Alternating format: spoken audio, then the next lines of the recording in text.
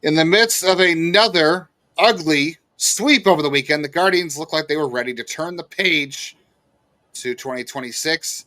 They should take advantage of what little options they have and continue the next step in the chapter.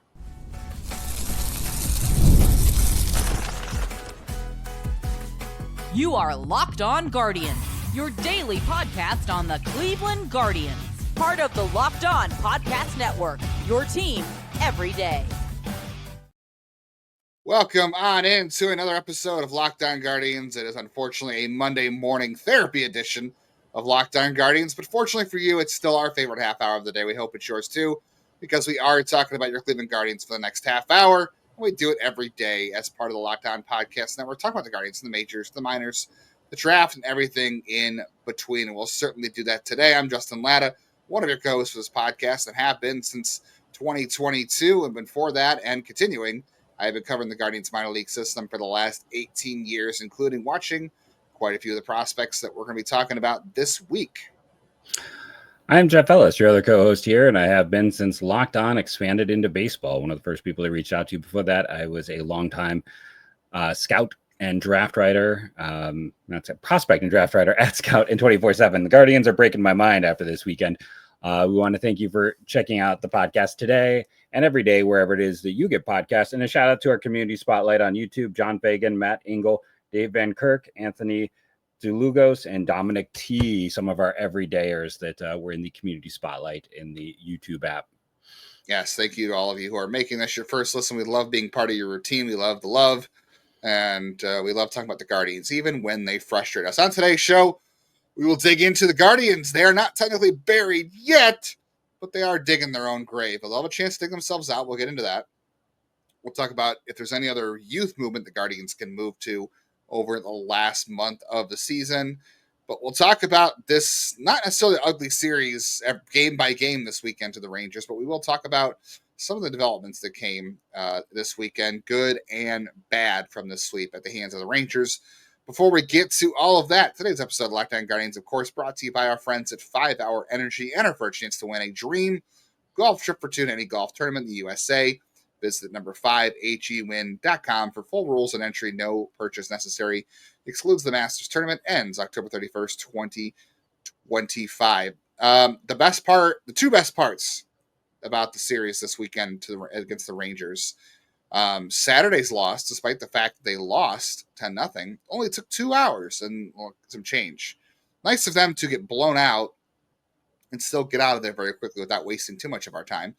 And on the whole weekend, CJ Capus and Kyle Manzardo played every game. So no Carlos Santana, very little of Nolan Jones this week. It does, at the very least, sort of signal a turning of or changing of the guard, as it were. Pun maybe intended. Performed better, right? Like, yes, you do. Yeah. But if you want to, again, a silver lining, it's the right call. Yeah, it's the right call. Yes. This is a moment where process over results is making sense. Kyle Manzardo's going through it right now. He had a hot stretch there when the Guardians were playing well. We talked about how the numbers had improved since, his mother had that surgery, and whether that was a coincidence or not, he was hitting well. And, after he's very much cooled down since then. And Capus has had some good moments. He had a double on Friday night in the game. Him and Carl, actually, did Carl Santana play Friday? I think he did. Yeah, he did. He had the double as well to drive in Capus, and then he struck out every time after that. And then he didn't play after that. Manzardo was at DH and Capus was in right. So even though they played Santana, they still made sure that Capus and Manzardo got their at-bats. And that's important because, A, you really need to get them as many at-bats as you can the rest of the year. And the next step for that is they have to play against left-handers. They have to. You just have to do it at this point, whether it's good or bad. You don't want to erode their confidence so much, but maybe you want, I don't know. I guess you could protect Capus a little more, but I don't see the point. Manzardo, it's got to be full go. He has to be a guy that's in the middle of your order next year if you're going to win next year. So he has to be that guy. I mean, I guess you could still platoon him with David Fry. I've got a point on David Fry I want to make too. You could. And let's also be honest. Jim Thome spent 3-4 years platooning. Josh Naylor had one good season against lefties. Even if it ends up being a situation where they don't hold up in that position, he can still be a productive player. Again, and the platooning is not a bad thing as long as you have the horses to do it. you're hoping a healthy David Fry could be that horse. So even if it is a platoon next year, I don't think that's necessarily the worst thing if it's the, previous version of David Fry. Yeah. Yeah, there hasn't been in the last 12 years, if we go back to the start of the Terry Francona era, there has not been a ton of unwatchable baseball. Generally, for the most part, I mean, obviously there's been times where it has been unwatchable, but the number of watchable games and series and situations outweighs the not unwatchable in my mind. 2021 was really the first year it was very unwatchable. 2023 was rough, and this year feels. It's been up and down. It's just been really inconsistent. Yeah, this year I don't know. I feel like this year feels rougher because even as bad as they were in 2023, they didn't lose 10 in a row. It just was very like, hey, they won 3. They won. A month ago, we were talking about how people were silly that jumped off because how fun the team was. It's up and down. It's waves. Right now, hot streak, yeah. Right now, it's not as fun, but it's like we also have to recognize that, like, not to focus only on the negative and be like, it's been an inconsistent year for a team that has had more trials and tribulations than any team has had, in maybe my lifetime. Like, I mean, you lose a Hall of Famer, a guy on a Hall of Fame track who's the greatest reliever in the history of the franchise, and you lose arguably their biggest offseason addition starting pitching wise. Like, I mean, that's a lot. I know people say I'm making excuses, but that's 2 big hits to have to roll with just right there. And totally out of their control. Let's also be fair. That's totally out of their control. They went out and purposely added pitching depth. You had no way of knowing that was going to happen to Class A, and they still went out and added some bullpen depth in Junis and Seawall, and it just didn't work out for them. And then even if you go to the other side, it's like, okay, you can say, well, we could have known DeLauder would be hurt. Like, they were counting on Brito this year, and for him to play like less than 30 games, like that I think he's missed maybe 30 games due to injury the previous few years. Like, it is a big year in terms of what they've gone through as a squad. And that's big picture. The other thing is, too, when they were really good during that streak a few weeks ago and they got themselves back into the race, the reason they were good is because, yes, the offense was a little bit better, but the starting pitching was consistent. Gavin was at his best. Cantillo was looking good. Slade Ciccone had not come down yet, and he was better on Friday. He got hit hard, but the results were better. Yeah, so it was a stronger game for him. Yes, even though he's still continuing that trend of getting a lot of hard contact, but finding his way out of it. Logan Allen was good during that stretch, and this weekend, Ciccone was okay Friday. They should have won that game. Yes, and then Saturday, Logan Allen was abysmal, and Sunday, Gavin Williams once again control and getting deep into the game eluded him, and this team cannot move forward without consistent starting pitching. Like even if they develop better hitters or even consistent bullpen, the bullpen too, like that went from a strength to right now it's a massive weakness. And then they never, we knew bullpen regression was coming. Obviously we didn't know about the Class A thing, but that just shows you last year how much a good bullpen can do for you, because the Guardians starting pitching last year was literally Tanner Bybee, Ben Lively, and pray for, I don't know, rain, slugs to take over. So you got Boyd, and then Boyd helped you balance a little bit more. Yes. And the offense was okay. It was middle of the pack. It was not bad. The bullpen this year took a step back, and nothing else took a step forward to make up for that step back. And that's why they are where they are. They have there's no part of this team where you're like, you can hang your hat on this. You know what I mean? Like, every part of the team this year has seen its ups and downs, and a lot of it's been a little more down than up, which is why they're under 500. Cade Smith, among them, is not having the best year. 4 for 8 in save opportunities since July. 4 for 8 in save opportunities. And the league's got a book on him. There's pitch chipping. Yeah. Much more to say about Cade Smith, about the pitching this weekend, and the offense, and who's playing overall, including another prospect we are going to talk about today, whether or not the Guardians should continue to go with the youth movement, who that should be, coming up on the rest of today's Locked On Guardians. Time to fuel up and turn it up with 5-Hour Energy Transfusion. This grape, ginger, and lime flavored shot brings the iconic taste of a golf course fan favorite to a non-alcoholic boost. Perfect for sinking birdies or making great memories with friends. It's a hole-in-one for your energy game. Whether you're out on the course or just need a little extra push through the day, 5-Hour Energy Transfusion delivers the clubhouse flavors you love without ever leaving the green. Lord knows I need a little extra push to get through the day when I am golfing. World's worst golfer. I need a lot more than a little extra push, and that's what 5 Hour Energy can provide. Golf is about good times with good people and good flavors. The Grape Ginger Live flavor of 5 Hour Energy Transfusion gives you the best parts of the clubhouse to go to without leaving the course or chasing the bev cart. Now you can amp up the fun even more. Just buy, snap, and enter for a chance to win a dream golf trip for 2 to any golf tournament in the USA. Tee up the trip. Visit the number 5 HEWin.com for rules and entries. No purchase necessary. Excludes the Masters tournament. Ends October 31st, 2025. Thank you for making Locked On Guardians your first listen to day whenever you get podcasts. Make sure you're auto-downloading on all of your audio platforms and hitting the bell on YouTube so you never miss any episodes, any reaction videos, any additional episodes like the MLB Squad Show. We also have an important request for you today. Locked On wants to hear from you, all the listeners. We've put together a listener survey to learn more about our listeners and make your favorite podcast, hopefully this one, even better. So this is your chance to tell us what you like, what you don't like, answer questions about our advertising. Go to lockedon.com/survey to get started. Everybody who completes the survey will be entered for a chance to win one of 10 $100 Amazon gift cards. Again, that's lockedonpodcast.com/survey. You can find the link in the show notes as well. Thank you for helping us and the network out and making the podcast better for you in the end. All right, let's get back into a little bit the Cade Smith thing. Like, there was the pitch tipping. The league has more of a book on him. There's just not a whole lot of consistency right now from that end of things. I think ultimately Cade Smith will be just fine as a closer. I'm not really worried about him at this point in terms of he can't do it, because he's talked about how it's harder. In his interview with Bob Nightingale, he's talked about how it's an entirely different feel. It's an entirely different thing there. And some guys don't transition to that role. So I don't know if we can assume. I would just put it that way. Like, some guys just do not take to that role.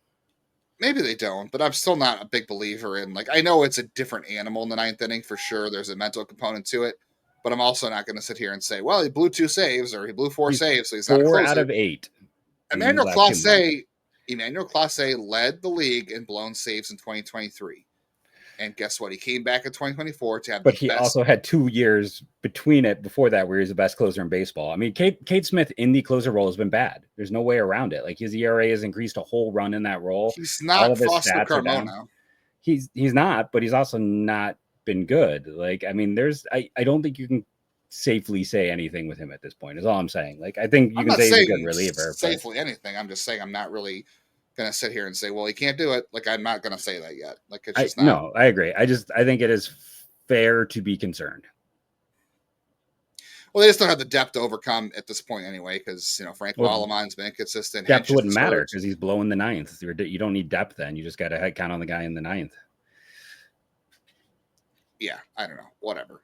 I still think the pitch tipping thing and the game calling is an issue, because even for Cade Smith, even if he is struggling, for a guy like that to give up 2 runs on 3 hits and 7 pitches, to me, it just seems very, very unusual. Like, even for a guy who might struggle, like, that just seems very bad. Obviously, the one in Arizona didn't go well either, but that one just seems very, weird that he would give up that many hits in a row without getting an out on so few pitches. That just speaks to something being off, whether it's pitch tipping or weird sequencing.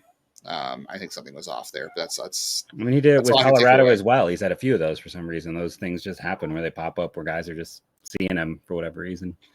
It could be. All right, so we talked about how the Guardians, at least in this very ugly weekend, made sure that Manzardo and Kafis got 3 or 4 at bats each game at the very least. Yep. That's a good thing. That should be the thing going forward.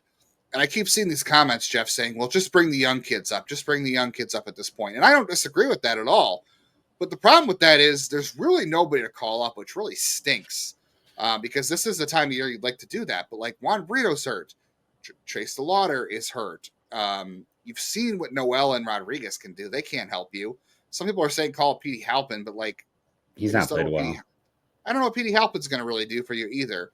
And then there's the question of a guy who was the former top prospect everybody wanted to see, who also gets hurt, is George Valera. And everyone's kind of been talking about this lately. George Valera's had a nice run. He hit the cycle on Friday. He had no triple Saturday. And then since August 1st, it's been a really, he's had a good he's had a good stretch here. Like it's been pretty good. When all the top prospects have been promoted, and he's the guy repeating a level for the third time. And yeah, there's just injuries. Yeah, so since August 1st, he is hitting 339, 431 with a 6-7 with a OPS over 1,000. The BABIP's 381. He's not striking out as much in that stretch. It's down to 16%. He's walking at a 13% rate. And there is some underlying data you don't like he's passive and hard hit rate's been weird. Most of the underlying data is kind of bad swing rates, bad whiff rates, bad hard hit. Like, I don't know. If he didn't hit for the cycle, I don't think people would be talking about him. I got to be honest. I think this is more manufactured. I mean, I understand he was a big prospect, but like he's looked more bad than good throughout the majority of this year. Even if you take that game out, the 4 hits, I still think he's been pretty good since August 1st. That's 4. Okay, so he's had 19 hits since 2 for 9 in his last, a few at bats to follow it up. It's not like he stayed hot, and that's a small sample since August 1st. Like that's not a sample you can really take and say it's data from. It's 65 plate appearances, but he would be, if you take out that cycle, and let's say he doesn't play, you go down from 19 he had a 729 OPS before that game. Yeah, because I was looking at him. He had a 2. Yeah, because he hasn't played a lot because of the injuries for sure. A lot of people are like, "Well, call him up," and I think the issue is it's less to like, okay, give him a shot. It's really how do you find the playing time for him? Because Nolan Jones this weekend, had 2 plate appearances at Texas. He didn't play at all, and they didn't face a left-hander in Texas. They faced Jack Leiter. They faced Merrill Kelly, who I forget who pitched on Saturday, but Jack Leiter was Saturday, and then Merrill Kelly was Sunday, and Friday was Evaldi. So they faced all righties. So it wasn't like they faced lefties and didn't play Nolan Jones. He just didn't play. They prioritized Kafis. They prioritized, that was basically Kafis played a lot of right field, and he didn't actually play in the finale in Arizona, which I believe was also a right-hander. I could be wrong. Was that Brandon Pfaadt on Saturday? Wednesday. It was. So they've played 3 straight right-handers. He's got 2 plate appearances. So they seem to be moving away from Nolan Jones, which thank God, because he literally gives you nothing at this point. I don't know where the playing time comes, because if you are prioritizing CJ Kafis and we're talking about playing Manzardo and you're playing Kwan, there's no playing time to be had for George Valera. Like, again, I'm not against giving him a shot, because they gave Will Benson a shot at the end of 2022 and they just set him on his way after that. I would argue Will Benson was a much better prospect at that point. Much, much better. He didn't have the health issues. He had better natural power. He had better natural athleticism. He had the ability to actually play defense in the field. Valera's a pretty good defender. Like if you talk about the whole package, yes, I agree with that. That's what you talk about with prospects, is the whole package. Well, I would say Valera was always a better offensive prospect in terms of what he could do in the game. Benson was a lot more like hoping the power would show up in games, which it never really did consistently. Valera has been health and passivity. And he's got a bit of a hole in his swing, like throughout his minor league career. Issues for sure. Like he's got. But you gave Benson some sort of a shot. I would like to see them reward George Valera for coming back to them. It means you got to put him on the 40-man roster. And then again, I don't know what. Even if you bring him up, I don't really know like what it does in terms of like, well, have we seen enough to keep this guy for next year? I don't really know. I'm not against it, but I just want to like know, like if you bring him up, do you have the at bats to bring him up and make it worth giving him a shot? Because otherwise you're just kind of showcasing him and he goes somewhere else and who knows. I'd rather call up Khalil Watson, honestly. Like if you're gonna take someone who needs to be added, at least he can play center field and has some athleticism. Valera is a fun story, but it's like this guy he's had a hole in his swing for a while, and if you watch, you know it, and he swings over and he misses so much. He's not a legit prospect. He's not. I haven't ranked him the last 2 years for a reason. It's like he is passive to the extreme. He's a bad defender. Like he was always overrated because he had a pretty swing. Like if you go back to his original scouting reports, it was like, he's got a beautiful swing and he's going to hit for average. And I'm like, how can you say this dude's going to hit for average? And he's got a high strikeout rate in A-ball. So I don't know. I view this as more like, it's fun. It's fun to talk about. It's fun to see him performing well, but I don't see anything there. We'll talk more about Nolan Jones. I don't want to talk more about Nolan Jones. We'll talk more about George Valera. We'll talk more about some of the prospects, and we'll get into whether the Guardians are actually dead and buried yet or how close they are to it. coming up on the rest of today's Locked On Guardians. It's coming up very soon. We know it's getting here quickly. August 26th. It's this week. It's FanDuel Futures Day, brand new holiday for football fans who live for bold predictions and preseason hunches. For only 24 hours, FanDuel is going to give you a deal on NFL season predictions. So if you're calling for the MVP of the league, if you're eyeing your shot at that long shot division winner, aka the Browns, or you want to crown that Super Bowl champ before week 1, I don't even know if I have a Super Bowl favorite for this year yet. It's your moment to do so. Take a flyer on the MVP race. I'm always happy to go with Josh Allen because he's super fun. So we'll see what happens there. If you want to pick your Super Bowl winner, again, I don't have one. If you want to talk Guardians, it's the over-under on Monday against the Rays is 7.5, and it's Ian Seymour and Tanner Bybee. I'd like to say the under because the Guardians are not hitting and Bybee's pitching, but the way he struggled, I don't know. I could see it going the over. So we'll see what happens there. I'm gonna hope for the under just for Bybee's sake and going with the trend the Guardians offense has been in. So visit the FanDuel app today. Start planning your futures bets right now because Futures Day is coming and it's only one day and one day only. FanDuel, play your game.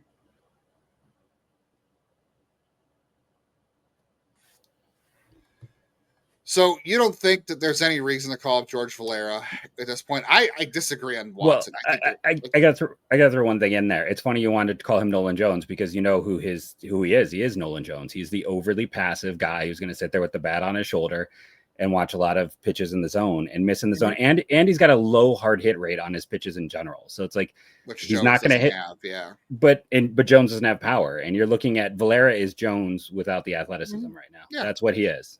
And to be fair, we've seen Jonathan Rodriguez, John Kenson Noel, Will Wilson all crush AAA only to come to the majors and clearly not be major league players. Like, I know everyone really likes the idea of Noel. We all like the idea of Noel. Your daughter likes Noel, but it's just doesn't Noel work. Worked. If I could make it work, if I could be wrong about any player, it would be Noel. If I could go through and be like, yeah, I will eat all the negative comments and have more people taking insulting statements, it'd be Noel. I would want to. My daughter would like baseball more. He's fun. He's good for the team. He's good for the game. He's a good dude. Like fun I personality. I want to be wrong. That would be the one guy. If I could pick one guy, like you're going to be wrong. You have to deal with the repercussions. It's Noel. Yeah, 100%. Because his team could use him, the city could use him, the fans, and he deserves. Baseball could use him. Honestly, baseball could use him. Yes.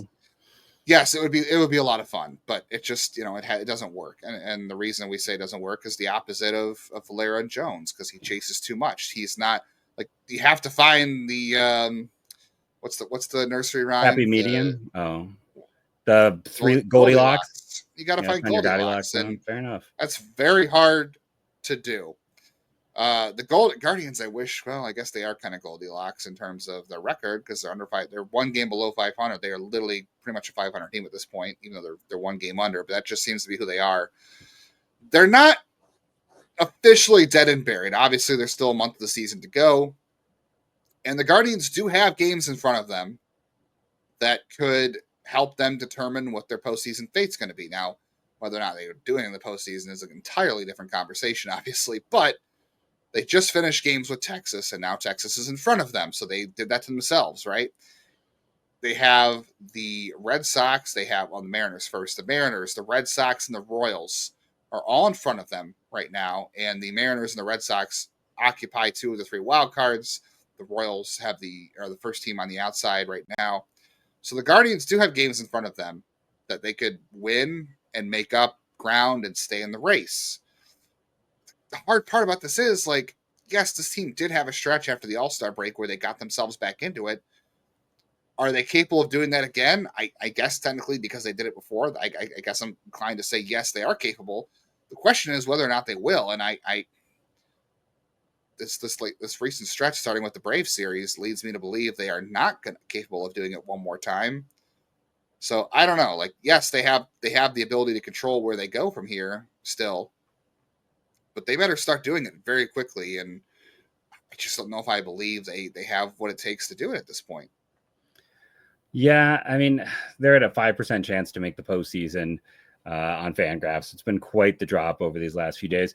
And here's the thing. People, I know, will get mad at me for even bringing this up, but the question then becomes, do you want them to? Do you want them to not win at this point. Like they've had it in the 10-game streak stunk, right? But like for the most part at the start of the year, they were in the playoffs. And then we had summer games of matter and importance basically until this Texas series where I think most of us are like, well, that, if we're calling the season dead at the end of August, that's better than a lot of teams, especially what they've gone through.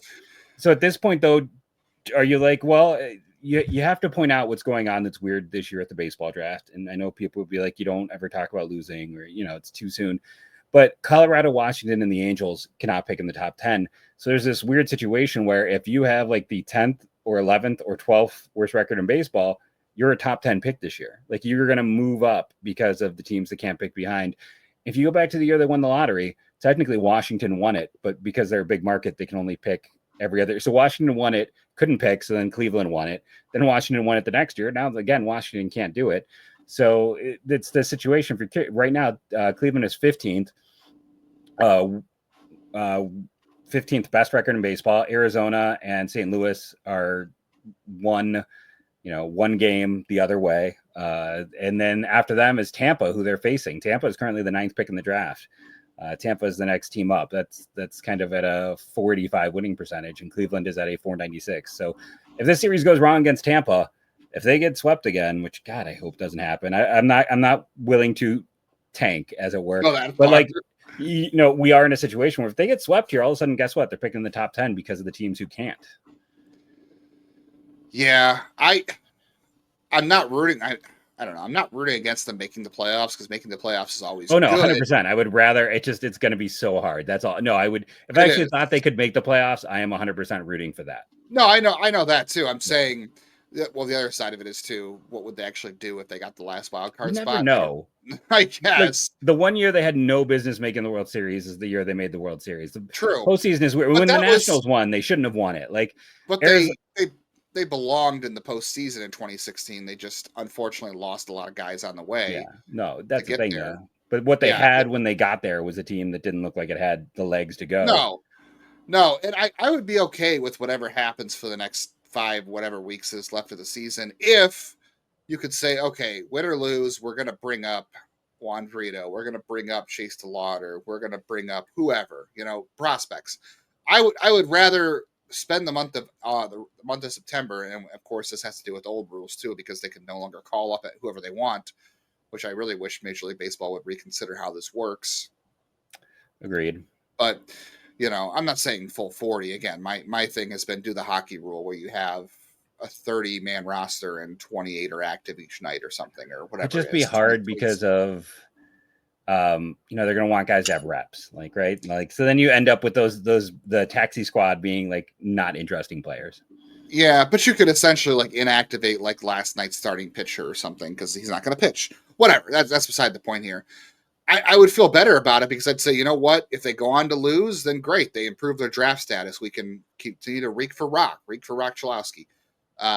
Or, we get to see more of Juan Brito or Chase DeLauder or, whoever, George Valera. I don't even care. But the problem is there is nobody like, and this is not these guys' fault, but September looks like it's going to be John Means and Lane Thomas. Now, John Means does serve a purpose as it to 2026 is you want to get him up, you want to get him some major league starts because he might be a guy you're going to rely on next year in the rotation. And that could be exciting. Like that could be somebody of impact. So I'm not against that. The Lane Thomas thing, it's hard to grapple with. Like we don't even know for sure if he'll be back in September. Maybe he will, but that doesn't necessarily mean he'll be back next year. Like you don't even know what it's going to look like. I really wish there were prospects to call up and watch in September. I'd prefer that over Means and Thomas. Those are things you do when you're a playoff team, when you're trying to run down a playoff spot. Great, we're getting Means and Lane Thomas back. We have 2 veterans we can inject and try to run this thing down. And even though the Guardians aren't officially out of it, that's just not who they are.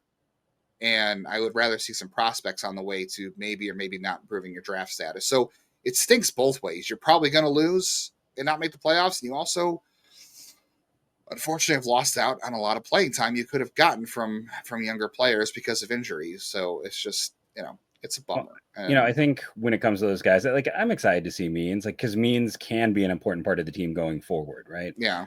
Sure. The other side of it is like the reason Lane Thomas will play is because what we talk about, that this is a player's first org and they're always going to do right by a guy and he needs those reps. He needs some reps. And it's going to continue to be a situation where, they do that. And that is something that helps them long run. That's why, when they had that player survey earlier this year, like they were rated as one of the teams that guys like playing for, because guys know that they're not going to pull stuff like that they will support those guys. So it's not ideal. I agree. I mean, you look at the guys we talked about very quickly that they have to add on the 40 man, and it's almost all pitchers, and it's, prospects that are or far away. So there's not much they can do to thread that needle, as you pointed out. So yeah, I agree with your statements. I wish there was someone interesting to call up, but God, the injuries have just killed them this year with that. Yeah. Or they've called him up already, like Kafis. Right. Exactly. Like, yeah, I mean, would Valera be interesting enough to you? I don't know. But again, where does he play? Like that's the hard part. Where does he play if you do it? And it's a weird situation. And I just don't have any interest in seeing Rodriguez or Noel. And I don't even know what Petey Halpin does for you other than he plays a good defensive center field. On tomorrow's show, Jeff will dig more into the minors. So we'll talk Guardians Rays game 1. And there's 2 right-handed pitchers, one of whom made his Guardians affiliate debut on Sunday. We didn't have time to get into today because we had to talk about the ugly weekend and what to watch for ahead. But we'll talk about Cal Steven and another pitcher on Tuesday's show. So tune into that. And make sure that you're listening after you finish Locked On Guardians. For your second listen, find the Locked On MLB Game Night, every game, every night until World Series champions crown. You get local analysis on a national scale. You see my reaction videos on there. You see reaction videos from everybody to every game. Find MLB Game Night on Locked On MLB on YouTube, wherever you listen to podcasts. Yeah, tomorrow we're going to tell you who is maybe the most underrated prospect in the Guardian system. So tune in for that. A second-round pick. Oh, no. Wait, he wasn't. No. Thank you all for joining us. Remember to rate and review, download daily. Thank you all, and go Guardians, go.